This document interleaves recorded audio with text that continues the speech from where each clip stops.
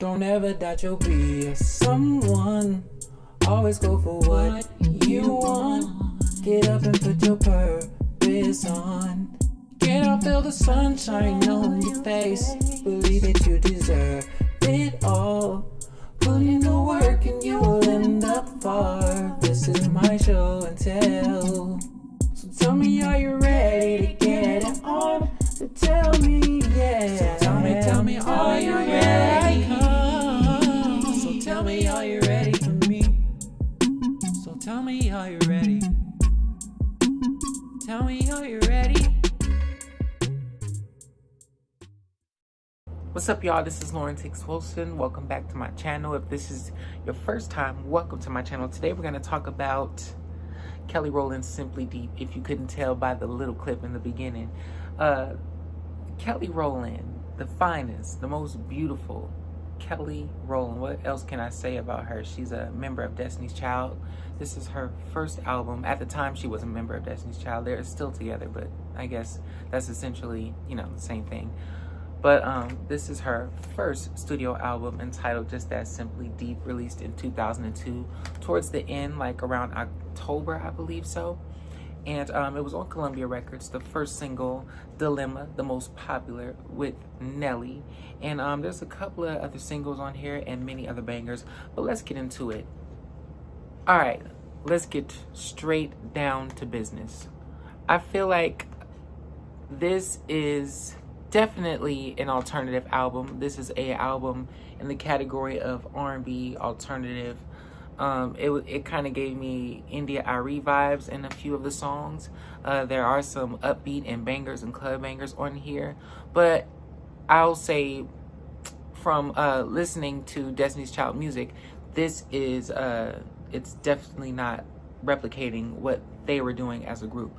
I do want to say I love Kelly Rowland's voice. She has a unique tone and a warmness and a fullness to her voice and a quality to her voice, a clearness that, it's just only she has.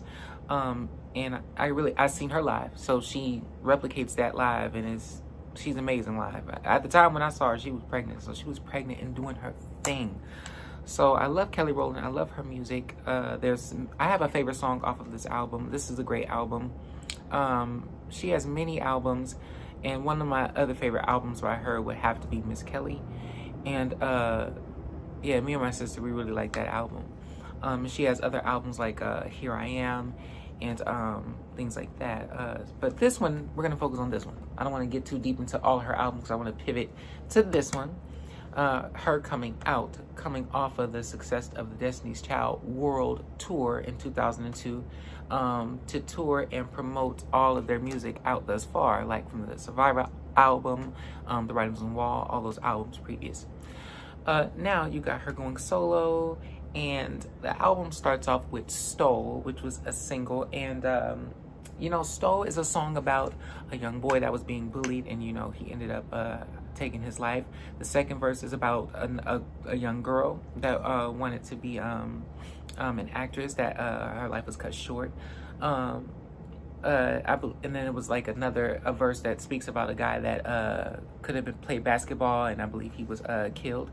But if you watch the video, it displays all of that. It's a very powerful song. It has a very strong message, and the timing of what was going on in the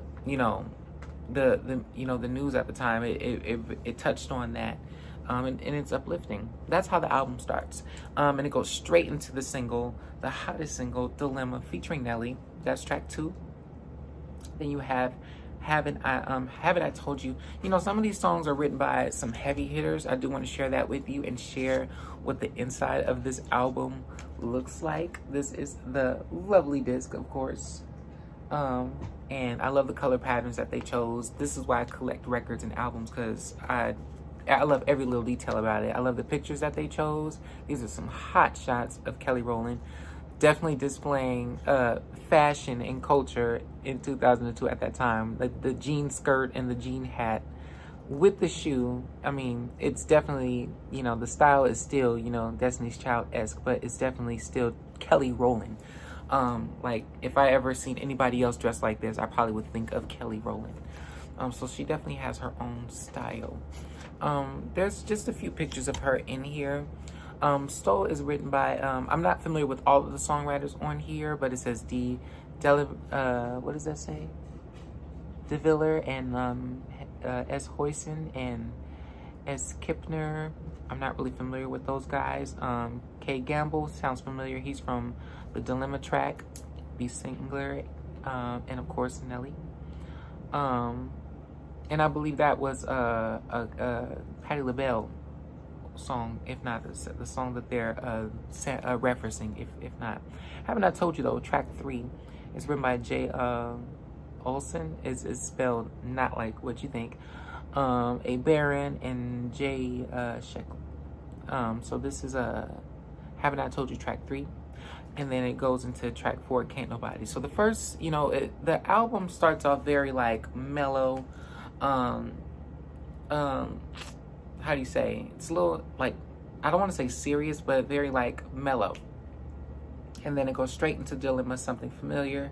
And Haven't I Told You gives you a flavor of what the rest of the album cuts is to be like. And just a little taste.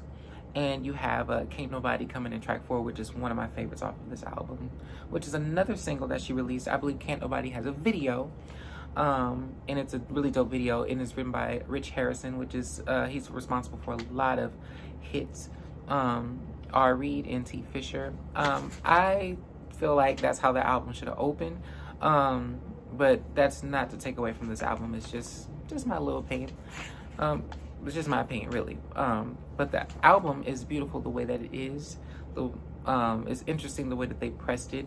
It's interesting the category, the genre that it's in, and the genre that she apparently chose. And maybe that's how she was feeling at that time. But we were probably, I don't know, me being a Destiny's Child fan, I won't say I was expecting her to do Destiny's Child music or anything like her other group members, because they're really not similar like that. But I was not expecting alternative and rock and like neo soul type from Kelly Rowland. I don't even want to talk about the second album because I want to distract y'all. But for the first album, yeah, I was expecting most tracks to sound like Can't Nobody and Dilemma. But Stoll, however, the message, so when Stoll was released as a single, setting the tone for what the album is really about, like how the album flows, the message is what's really setting a strong foundation for it. So you have track 5, Love Hate. I like this track a lot. I really like the harmonies, I like the arrangements, I like the beat, I like everything about it. And it's no long shot because it's written by R. Smith, B. Norwood Smith, and B. English. Haha, you see what she did there. But that was Robert Smith, Brandy Norwood Smith at the time, and B. English. This is 2002. This is when Brandy was still with Robert Smith. So it's, I see what you did there, Brandy. I am not mad at you. We not mad. She did what she had to do at the time. Look, listen, let's pivot here. Let's pivot. But I thought it was quite charming and cute. I just felt like I went into a time capsule reading it like that. So, B. Norwood Smith, I love it. I love it. Shout out to you, Brandy. You're my everything, girl. I love you. So I Love to Love You definitely sounds like, first of all, it fit Kelly Rowland style to a T. It fits her voice to a T. So there's no surprise that the song is like coating her like a glove, like it's bodying her, and he's bodying the song too.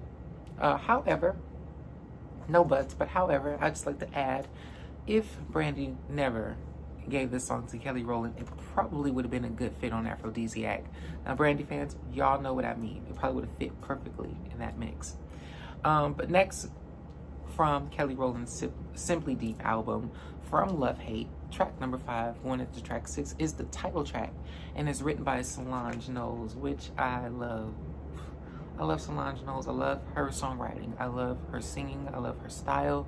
I love the way that she always switch it up. I love the way that she is now. I love the way that she was then. And she has quite a few tracks, penned on this song, and her vocals as well, because Simply Deep, it says it's featuring Solange Knowles, as well as written by her and T. Johnson. Reading some of her lyrics, like, she is deep, you know, so it made no, you know, it's no surprise that she went into the route that she did musically.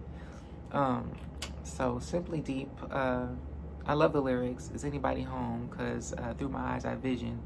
Your love projects every move. You know what I mean? Just poetic type, passionate type words in ways to write. And I think this is the first shot, right? In the album, once you open it, this is the first shot that you get of Kelly.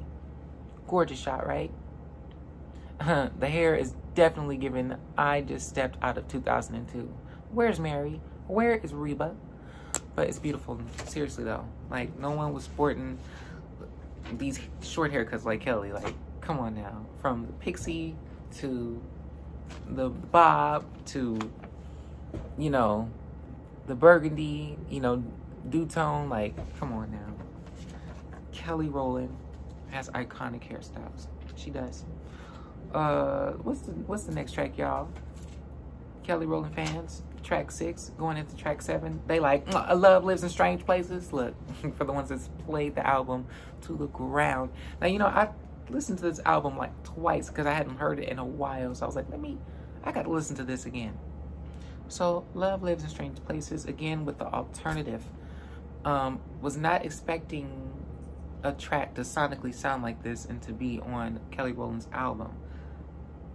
None of her albums or any of her catalogs, I was not expecting that coming from the R&B soul. Like, when you get a girl that was singing Second Nature and you know, Temptation and what else would you say, you know, Emotion, and you got Dilemma, and you got Can't Nobody, and then you got Love Live in Strange Places. It's definitely a mix. So I guess that's why the album is alternative, because you got some R&B tracks on here, but then like the album takes a turn and it goes straight into that alternative, you know, vibe. This could have been anybody's track that was from the alternative genre, I will say. Like, if it was India Arie or any of the pop counterparts at the time that was doing alternative music, could have did these songs. So they're pretty good to be alternative songs. Track number 8, Obsession. I like Obsession a lot. That's probably my second favorite. It's the harmonies. It's the way that the song is arranged. And again, it's written by Solange. Solange. The way that you write, the way that you think, your melodies, your harmonies.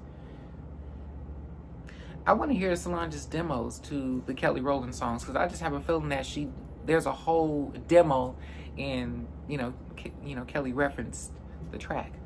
You know what I'm saying? Don't y'all feel like that? I feel like that. So track number 8, you got Heaven, which is a familiar track because it's been featured on a compilation by Destiny's Child. I forget which one. Bring it back to me, Destiny's Child fans. It's gonna come back to me.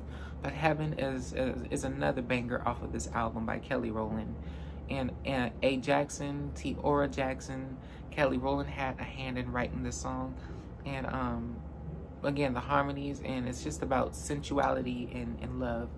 And again, that was you know, I like that song for, you know, it went with the album and it went with Kelly Rowland.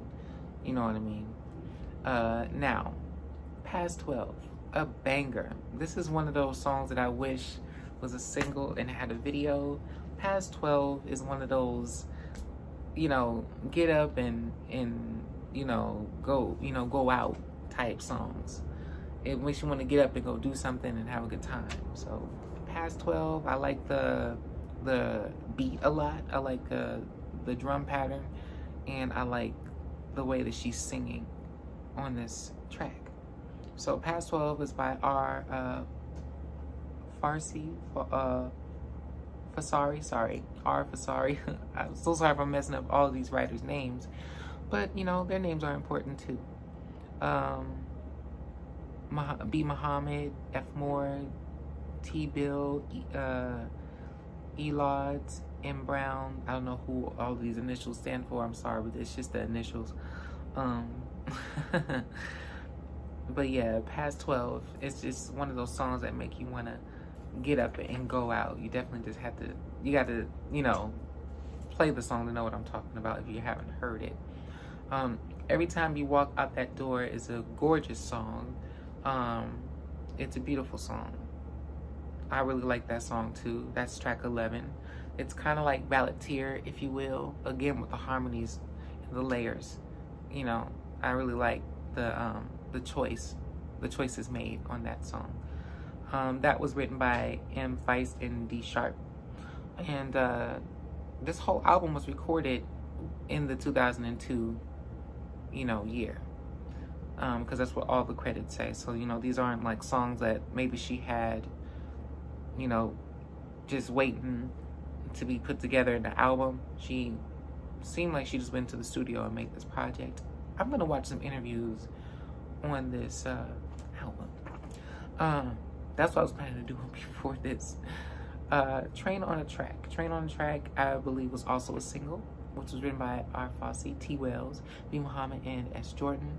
I like this song a lot, and it's a lot of Kelly Rowland's fans' favorites from this album, and it's a lot of people that heard this album, it's a lot of their favorites too, which is track 12. Coming from track 12, you got a bonus track, which is Beyond Imagination. And Beyond Imagination is, again, written by Solange Knowles. You have D. Elliott and you have R. Antonio. Again, with Solange Knowles' pen, it's just, her songwriting is so beautiful and so deep and poetic and passionate and raw. And it just seemed like she wasn't really trying to, like, when it comes to her songwriting, you know she can write a pop hit. But when it comes to the most part, sometimes she writes free. Like, she's just writing something that she probably journaled. That's what it seemed like. So when you read the lyrics, it's like you speak only what you hear, easily influential. I like the parts where she's like, the house is, the home is full of rituals. Your mother's going on strike. Tired of preaching sermons. Father's vacation tonight is somewhat permanent. You know what I'm saying?